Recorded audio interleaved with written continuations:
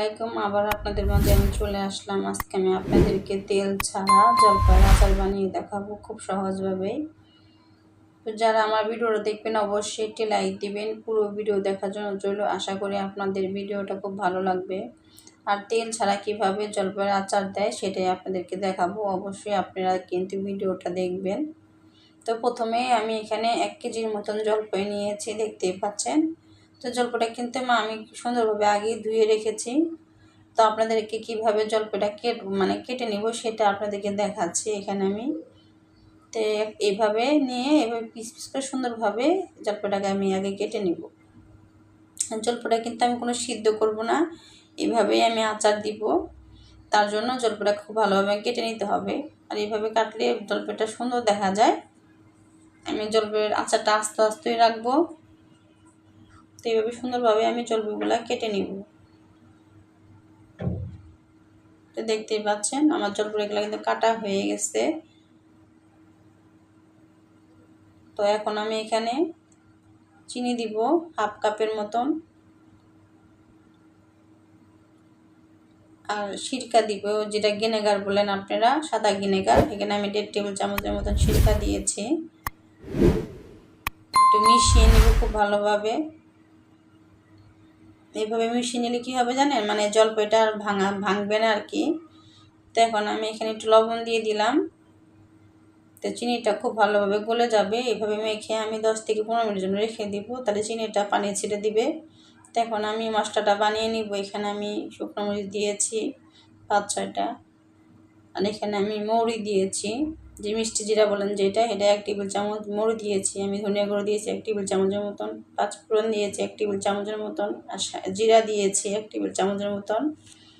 তো এগুলো আমি খুব ভালোভাবে একটু ভেজে নিব। এখানে কিন্তু 5 ফোড়নের মধ্যে সব মশলা থাকে। তারপরে এগুলো এক্সট্রা কিছু মশলা দিলে আচারের টেস্ট আরও বেশি ভালো লাগে, খেতেও খুব মজা হয়। তো মশলাটা কিন্তু আমার ভাজা হয়ে গেছে, খুব বেশি ভাজা যাবে না। দেখবেন যখন ফুটা শুরু করেছে তখন আপনারা মশলা নামিয়ে নেবেন। পুড়লে কিন্তু তেতো হয়ে যাবে, বেশি ভালো লাগবে না। এদিক দিয়ে দেখেন আমার কিন্তু জলপাইয়েরও পানি ছেড়ে দিয়েছে। তো চুলায় আমি বসিয়ে দিলাম, চুলাইতে প্যান বসিয়ে দিছি। এখন প্যানের মধ্যে আমি জলপাইগুলো দিয়ে দিলাম। আমি একটু হালকা নেড়ে দিচ্ছি, দেখতেই পাচ্ছেন। এখানে আমি 1/2 কাপের মতন গুড় দিয়ে দিয়েছি, আর সামান্য পরিমাণে হলুদের গুঁড়ো দিয়ে দিলাম। 1 টেবিল চামচের মতন আমি এখানে মরিচ গুঁড়ো দিয়েছি। 1 টেবিল চামচের মতন এখানে আমি রসুন বাটা দিয়েছি। এখন আমি খুব ভালোভাবে এটাকে মিশিয়ে নিব।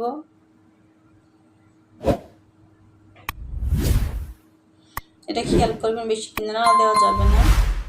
আর এখন আমি এখানে 1.5 টেবিল চামচের মতন সেই মশলাটা যে বানিয়ে রেখেছি সেটা আমি দিয়ে দিলাম। এই জলপাইয়ের আচারটা কিন্তু খুব আস্তে আস্তে বানাতে হবে, কারণ এগুলো কিন্তু ভেঙে যাবে। চেষ্টা করবেন মাঝখানতে আস্তে আস্তে করে নাড়া দেওয়ার জন্য। তো কিছুক্ষণের জন্য ঢেকে রাখবো আমি, যেন জলপাইটা খুব ভালোভাবে সিদ্ধ হয়ে যায় আমার। এতে ফিরে এলাম আবার কিছুক্ষণ পরে, দেখতেই পাচ্ছেন আমার জলপাইটা কিন্তু অলরেডি অনেক সিদ্ধ হয়ে গেছে। এখন আমি মাঝখান থেকে আস্তে আস্তে করে নাড়া দিব। এটা কিন্তু বেশি নাড়া দেওয়া যাবে না, বেশি নাড়লে দেখা যাবে কি জলপাইগুলো ভেঙে যাবে।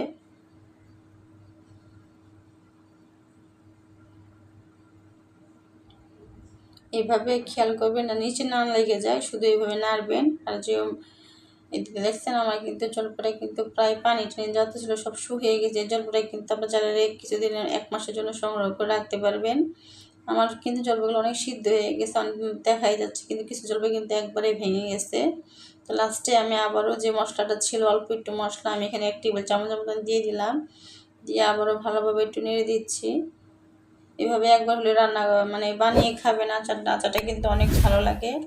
তো আমার আচারটা কিন্তু হয়ে গেছে। এখন আমি বাটিতে নামিয়ে নিব। দেখতেই পাচ্ছেন কি সুন্দর কালার আসছে। জলপাইটা কিন্তু আচারটা অনেক মজা ছিল।